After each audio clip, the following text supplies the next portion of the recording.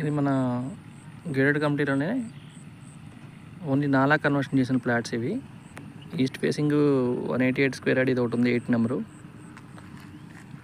West facing 159 square yards bits ఒక 3 ఉన్నాయండి. ఈ పక్కన యూటిలిటీ ఏరియా వస్తుంది, అది థర్డ్ ఫేస్లో సౌత్ ఫేసింగ్ ఫ్లాట్స్ ఇక్కడ దాకా ఉన్నాయి. ఇది మన కాంపౌండ్ వాళ్ళు.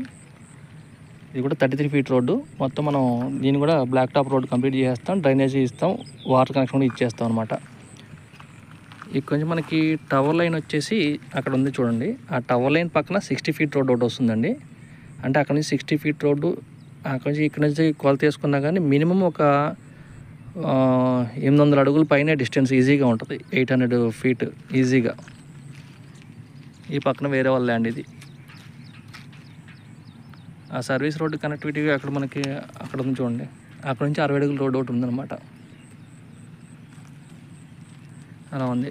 హై టెన్షన్ వైర్లు చాలా దూరంగా ఉంటాయి మనకి.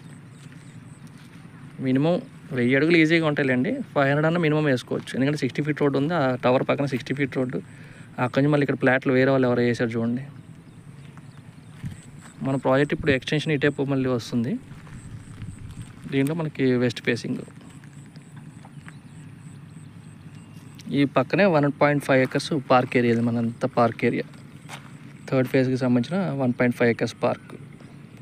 ఆ పార్క్ ఎంట్రీ కూడా ఇదే రోడ్లో ఆ టవర్ మనకి ఇక్కడే ఎంట్రీ వస్తుంది.